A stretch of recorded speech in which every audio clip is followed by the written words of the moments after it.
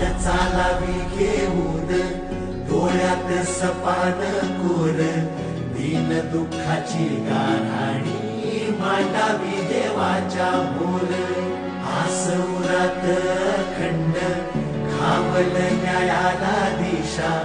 भेदभावाचं सुटल तोडणी मिटल घोर ओढ पाहून राजाची ओढ पाहून राजाची घोर गरीब गहिवरला आज सोडून गाभारा देव माणूस अवतरला